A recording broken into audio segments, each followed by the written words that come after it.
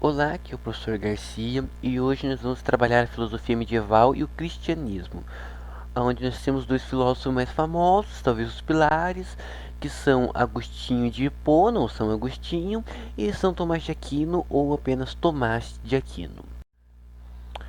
A filosofia e o cristianismo eles começam a conversar no século V depois de Cristo. Por quê? O Império Romano ele acaba caindo, ele acaba cedendo graça em grande parte às invasões germânicas e a Igreja Católica consegue se manter como instituição preservando elementos dessa cultura greco-romana e por isso ela torna-se então uma figura de destaque que conseguiu se manter apesar da queda do Império Romano. A Igreja conquistou também uma ampla influência, traçando um quadro intelectual em que a fé se tornou pressuposto de toda a vida espiritual. Só existia a vida espiritual aquela que, por algum acaso, tinham os pensamentos fixados ou a filosofia condizente com o cristianismo. Bem, a Igreja também teve um importante papel político na sociedade medieval. Em teor de riquezas, não existia ninguém mais rico que a Igreja Católica, pois com o desmonte do Império Romano, a Igreja tornou-se dona de um terço das terras cultiváveis da Europa Ocidental. Isso numa época em que toda a riqueza girava em torno da terra. A Igreja tinha terra, então a Igreja tinha a maior riqueza da época. A Igreja também implementou um Estado teocrático, onde a Igreja, por ter vasta influência, ou seja, vasta terra, passou a ser mais política, exercendo então uma função de ordem supranacional e conciliadora dentro dos principados. É muito comum, inclusive, ver em obras cinematográficas, como por exemplo Os Três Mosqueteiros, que se passa numa época medieval, aonde existe a figura do rei e uma figura de um conselheiro. Nesta época, o conselheiro ele era basicamente um bispo da Igreja Católica que, por ter vasta influência, acabou exercendo uma ordem supranacional. Ele ajudava, ele conciliava os membros, ele não permitia que guerras eram feitas por ambos os reinos, somente as guerras que interessavam a igreja foram possíveis dentro dessa época. Aí tomemos como exemplo as cruzadas e outras mais. Ou seja, o Estado teocrático ele não era necessariamente um Estado atuante enquanto quem desobedecesse a Deus era morto, diretamente porque o rei era o Papa, mas é porque o Papa tinha uma vasta influência e como ele tinha essa abertura à realeza, ele acabou tendo um papel mais político e a igreja torna então o Estado um tanto quanto teocrático.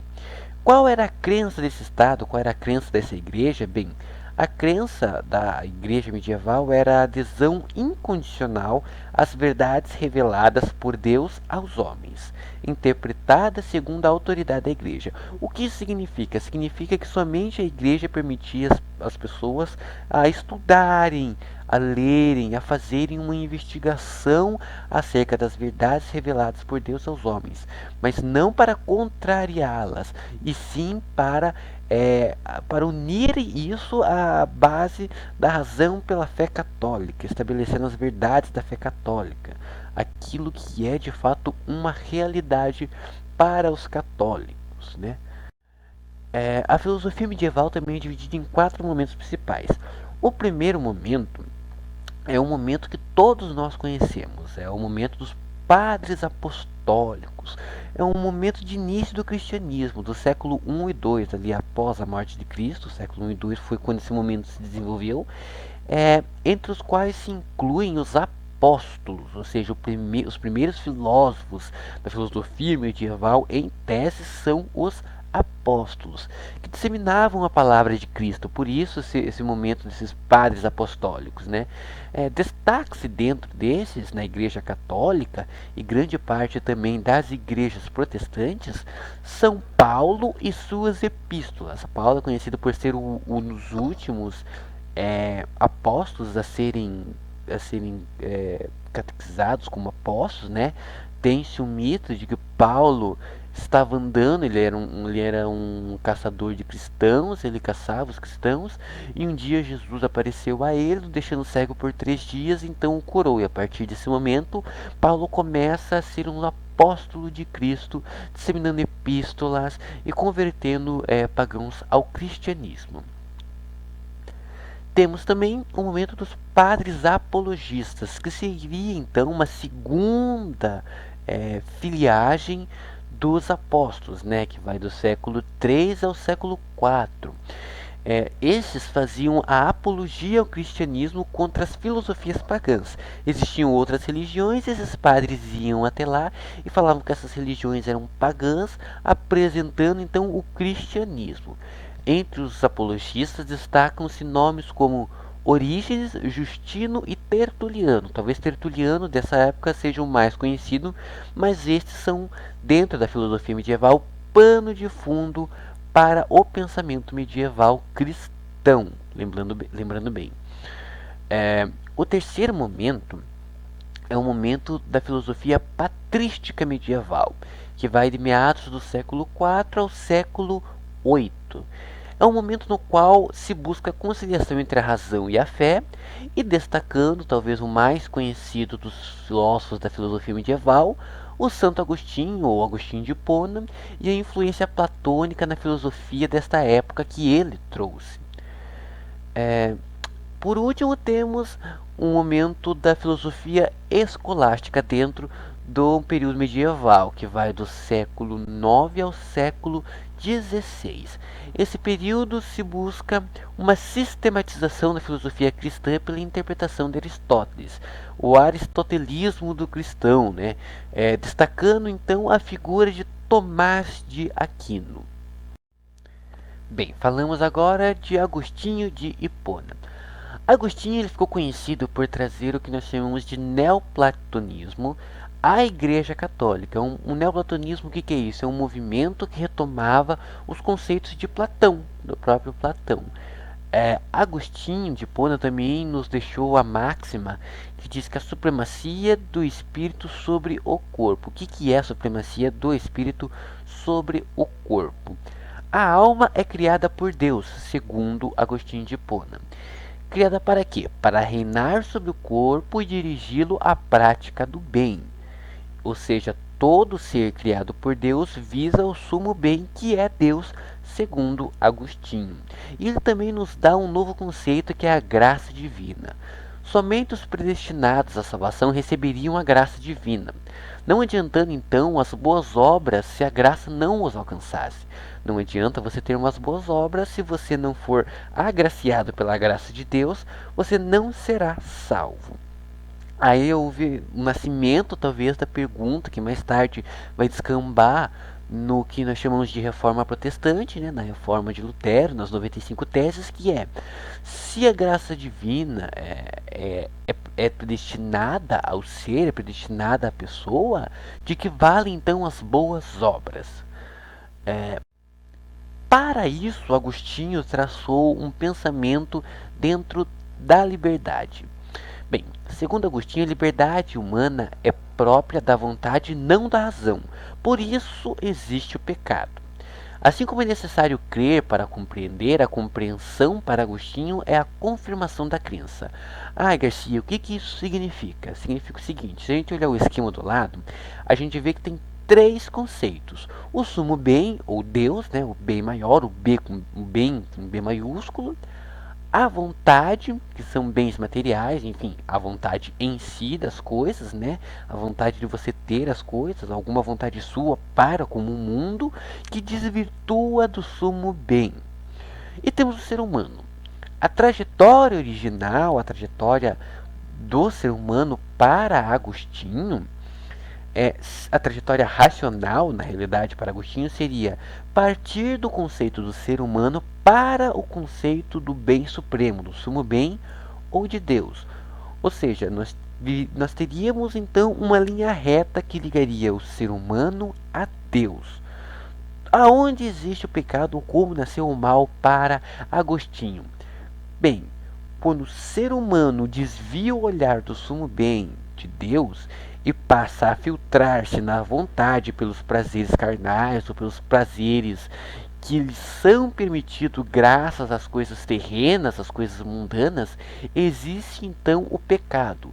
Desviar o olhar de Deus do sumo bem, que seria um olhar racional do ser humano, e olhar para a vontade, seria o ato de pecar. O pecado original cometido por Lúcifer seria olhar à vontade e fugir da linha reta estabelecida, do plano estabelecido até o sumo bem, que é Deus. Bem, dentro da filosofia agostiniana existe heranças do helenismo. Essa herança da filosofia helenista, ela se dá porque a filosofia agostiniana reflete os passos antecessores na trajetória intelectual de Agostinho até a sua conversão ao cristianismo. Entre eles destacam-se o maniqueísmo, o ceticismo e o platonismo. Bem, o maniqueísmo é uma concepção, segundo o período helenista, em que existe um dualismo no âmbito moral ao homem, sabe? O homem tem um dualismo dentro de si no seu âmbito, simbolizado pela luta entre o bem e o mal, entre a luz e as trevas, entre a alma e o corpo. Dentro do maniqueísmo dizia-se que o homem tem uma inclinação natural para o mal e somente refletindo e pensando e agindo introspectivamente, esse homem, através da razão, esse ser, através da razão, poderia chegar ao que é bom. Temos aí uma herança também do platonismo dentro de Agostinho, que está sendo carregada para a filosofia medieval e para a Igreja Católica, a Igreja Cristã Católica. Temos também o ceticismo, e desta concepção ficou apenas a desconfiança dos dados revelados através do sentido, o que mais tarde vai desembocar no racionalismo de Descartes, na era moderna, mas isso a gente vê na próxima aula. Temos o platonismo. Agostinho concorda que a verdade é eterna, um conhecimento eterno, e por isso só uma busca via introspectiva, ou uma via de autoconhecimento, ou conhece a ti mesmo, do Platão, nos permite aproximar da verdade que é eterna. E se a verdade é eterna, ela provém do ser que é eterno, que é Deus, dando concepção aí à luz divina, que seria a verdade eterna de Deus. Aí temos o segundo nome do período já escolástico, que é o Tomás de Aquino. São Tomás de Aquino, ele traça alguns princípios para a fé cristã. Temos os princípios básicos da realidade sensorial, que são 4 efeitos, e o último pode ser considerado uma causa, por isso eu coloquei só os 4 efeitos aqui, que seriam os 4 princípios, que seria o princípio da não contradição, o princípio da substância, o princípio da causa eficiente e o princípio da finalidade. Segundo Tomás de Aquino, o ser tem a metafísica dividida em duas também.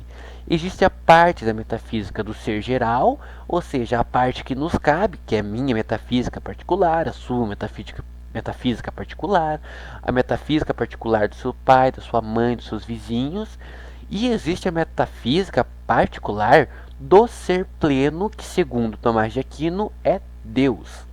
Isso a gente vê também dentro de Aristóteles, não nesses termos, logicamente, são termos readaptados por Tomás de Aquino para o cristianismo, mas isso já é uma herança aristotélica entre a metafísica dividida entre o ser geral e o ser pleno, o ser uno, né? Aí também temos as provas da existência de Deus, as causas da existência de Deus, segundo Tomás de Aquino, né? Tomás vai dizer que a primeira causa, o primeiro motor, né? A segunda é a causa eficiente, a terceira causa da prova de Deus é ser necessário e ser contingente, os graus de perfeição, e também temos por último a finalidade do ser, que seria a última e quinta prova da existência de Deus. Os princípios básicos, segundo Tomás de Aquino, são 5, sendo 4 causas, e um quinto pode ser dito como efeito num pensamento mais aristotélico, como o do Tomás de Aquino. Bem, o princípio de não contradição diz que um ser é ou não é. Não existe nada que possa ser e não ser ao mesmo tempo e sob o mesmo ponto de vista. Ou seja, o primeiro princípio das coisas é o princípio da não contradição. Uma cama é uma cama e não um canguru. E um canguru não é um canguru por ser uma cama, porque não é possível que seja um canguru e uma cama. Ou é um canguru ou é uma cama. Bem, o segundo princípio básico da existência é o princípio da substância, onde na existência dos seres podemos distinguir a substância do acidente. Isso uma herança já aristotélica, aonde a substância é aquilo que é o ser em si, aquilo que dá corpo, digamos, ao ser, e o acidente é uma qualidade que não é essencial ao ser, mas pode vir a acontecer, tá ligado? Bem, o terceiro princípio é o princípio da causa eficiente. O que é o princípio da causa eficiente? Bem, todos os seres que captamos pelos sentidos são seres contingentes. Isto é, não possuem em si próprio a causa eficiente de sua existência. Ah, Garcia, o que isso está querendo dizer para mim? Isso está dizendo para você que todas as coisas existem porque algo existe antes dela. E isso está meio confuso agora, mas quando a gente for ver as 5 provas da existência de Deus, vai ficar mais compreensível os princípios básicos da realidade, porque tudo existe porque existe um Deus, né? O princípio aí de não contradição, ser é porque existe ou ele não é porque não existe. Bem, o quarto princípio é o princípio da finalidade, onde todo ser contingente existe em função de uma finalidade, de um objetivo e de uma razão de ser. Tudo existe para alguma coisa e por alguma coisa. O quinto princípio é o princípio do ato e da potência, que não é tanto um efeito e é mais uma causa. Todo ser contingente possui 2 dimensões, o ato e a potência. O ato representa a existência atual do ser, aquilo que é realizado e determinado, aquilo que é, em teoria. A potência representa a capacidade real do ser, aquilo que não é, mas pode vir a ser, pode realizar-se. Isso já explicava, relembrando que isso já se explicava em Aristóteles. Tomás de Aquino apenas abraçou isso, assim como Agostinho abraçou Platão e trouxe para o cristianismo. Bem, chegamos aqui ao momento final da aula, onde nós vamos debater talvez o momento mais interessante dentro da filosofia medieval, né? Filosofia medieval, que seria a prova da existência de Deus. Lembrando que antes de explicar as provas da existência de Deus, existe um reflexo da prova da existência de Deus nos princípios básicos da realidade. E isso faz o primeiro princípio básico da realidade, que seria o princípio da não contradição. Por que, Garcia? Simples. Se existe um Deus, esse Deus ele é real. E se ele é real e tudo provém dele, ele não pode contradizer a realidade de tudo que existe. Logo, o princípio da não contradição se dá tanto para a realidade física quanto para a filosofia escolástica do nosso querido amigo Tomás de Aquino. A primeira prova que ele dá da existência de Deus seria o primeiro motor. O que é o primeiro motor, professor? O primeiro motor ele é o ser movente, ou seja, que não seja movido por nenhum outro ser. Por definição, esse é o primeiro motor, princípio, né, de toda a existência. E esse ser é Deus.